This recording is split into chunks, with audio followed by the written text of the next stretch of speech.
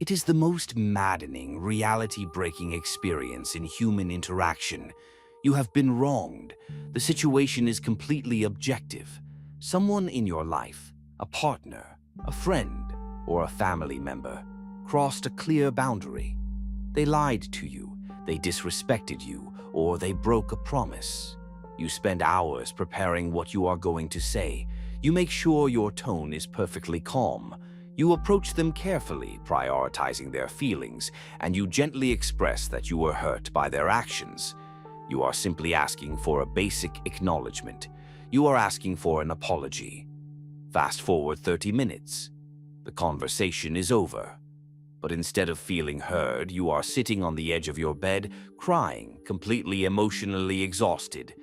And the most terrifying part?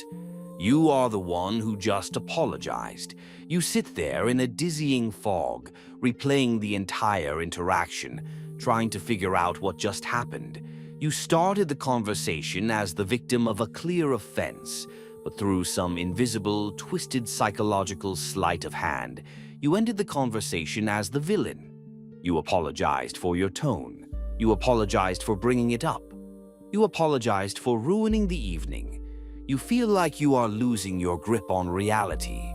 You tell yourself that you must be too sensitive or that you are terrible at communication. You are not losing your mind, and you are not bad at communicating. You have just been subjected to a highly weaponized, incredibly effective defense mechanism. You did not apologize because you were wrong. You apologized because you were systematically manipulated into carrying the weight of a guilty conscience that belongs entirely to them. Act 1. The export of shame.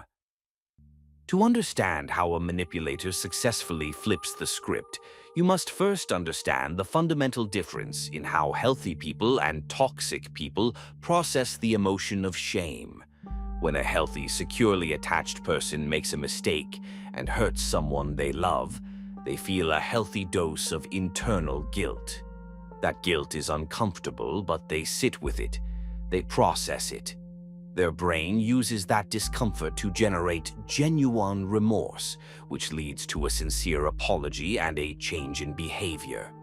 But a highly manipulative or narcissistic personality cannot process shame. To a toxic person, admitting fault is not just uncomfortable, it is a catastrophic psychological threat. It shatters their constructed ego and triggers a massive, unbearable narcissistic injury. Because their brain literally cannot tolerate the physical sensation of being wrong, it executes an emergency override. They must immediately get the shame out of their own body and inject it into yours. They take the intense, burning guilt they feel regarding their own actions, wrap it up in a false narrative, and forcefully hand it to you. They do not view an argument as a bridge to understanding. They view an argument as a game of psychological hot potato. Whoever holds the blame at the end of the conversation is the loser, and they have spent their entire lives mastering the dark art of making sure that the music stops while the potato is in your hands. The architecture of DARVO. This is the exact blueprint of the Twilight Zone conversation you keep having. First, they deny. The moment you bring up their behavior, they flatly reject your reality. They say, "That never happened," or "You are completely misremembering that," or "I was just joking, you take everything so seriously." This first step is designed to immediately knock you off balance and make you second-guess your own memory. Second, they attack. Before you can even recover from the denial, they launch a counteroffensive. They do not attack the issue, they attack you. They bring up a mistake you made 3 months ago. They attack your character. They accuse you of being paranoid, controlling, or hypersensitive. The goal here is to put you on the defensive. If you are busy defending your own character, you are no longer holding them accountable for theirs. Finally, they execute the most devastating step: reverse victim and offender. They completely reframe the narrative so that your reaction to their abuse is treated as the actual abuse. They will look at you with tears in their eyes and say, I can't believe you would attack me like this when you know how stressed I am at work. Or, nothing I ever do is good enough for you. You are always trying to make me feel like a monster. In the span of 5 minutes, the entire architecture of reality has been inverted. The person who stabbed you in the back is now bleeding, and they are demanding that you bandage their wounds. And the most terrifying part? Because you are a deeply empathetic person, you actually drop your sword, pick up the bandages, and start apologizing. Act 3. The Trap of Tone Policing. One of the most effective sub-tactics within the DARVO framework is something called tone policing. A manipulator knows that they cannot defend the substance of their actions. If they lied to you, the lie is an objective fact. They cannot win a debate about the facts. So they completely abandon the facts and put your delivery on trial. They hyper-focus on exactly how you brought the issue to their attention. If your voice raises even half an octave, if you sigh, if you use a swear word out of frustration, or if your face looks too angry, they will immediately slam the brakes on the conversation. They will say, "I am not going to talk to you when you are being this aggressive." Or, "Look at how you are speaking to me. You are completely out of control." This is a brilliant, insidious psychological diversion.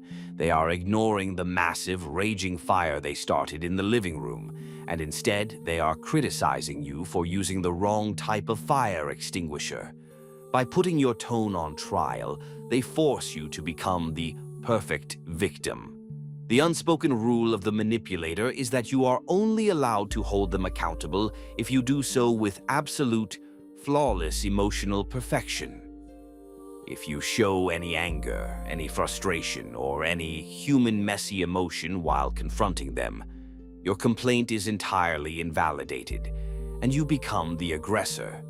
You end up apologizing for raising your voice, completely forgetting that you only raised your voice because they were standing on your neck.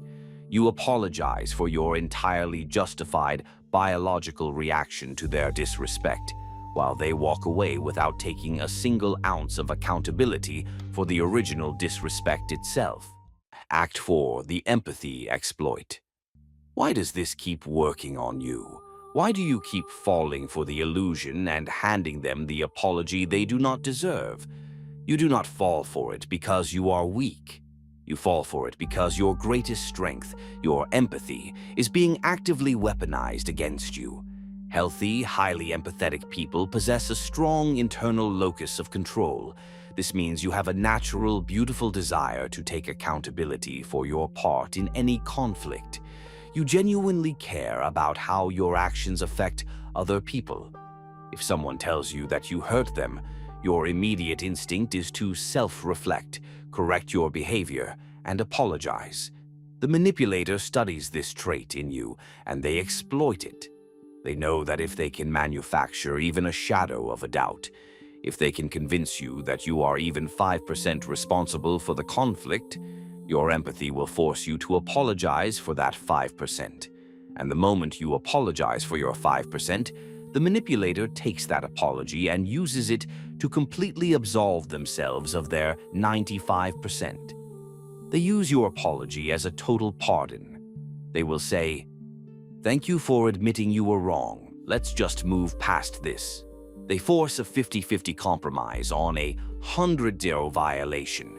They did something completely unacceptable, but by making you feel guilty for how you reacted to it, they balance the scales. They manipulate you into sharing the blame for a crime you did not commit. You become the dumping ground for their unprocessable shame, acting as a human emotional filtration system, taking in their toxicity and handing them back a pure, unearned apology. Act 5. The Unapologetic Wall. How do you break this cycle? How do you stop apologizing to people who are actively harming you? You must execute a profound, uncompromising shift in your psychological boundaries. You must learn how to let the manipulator sit in their own discomfort, and you must refuse to catch the shame they are throwing at you. When you bring up a boundary violation and they begin to deploy DARVO when they deny, attack, and play the victim, you must recognize the script immediately. Your biological instinct will be to defend yourself. When they attack your character, you will want to prove that you are a good person. When they police your tone, you will want to soften your voice and apologize for sounding angry. You must drop that instinct completely. Do not defend yourself. Do not explain your tone. Do not follow them down the rabbit hole of their distractions. You must become an immovable wall of absolute, cold reality. When they say, "I can't believe you are attacking me like this," you are always so critical. You do not apologize. You look them perfectly in the eye. You lower your voice and you say, "We are not talking about my character right now. We are talking about the fact that you lied to me. I am not changing the subject, and I am not apologizing for being upset." Let the silence become agonizingly heavy. Let them squirm. They will escalate. They will cry. They will storm out of the room. They will accuse you of being a cold, heartless monster. You must let them. You must become deeply, profoundly comfortable with being the villain in their twisted narrative. You cannot control the story they tell themselves, and you cannot force a toxic person to take accountability. But you have absolute, uncompromising control over whether or not you accept their exported guilt. Stop taking responsibility for how they feel about their own bad behavior. If they are uncomfortable, let them be uncomfortable. If they are angry, let them be angry. The next time you find yourself apologizing for bringing up your own pain, bite your tongue, close your mouth, stand entirely grounded in your own reality, and refuse to ever again say "I'm sorry" for demanding the basic respect you deserve.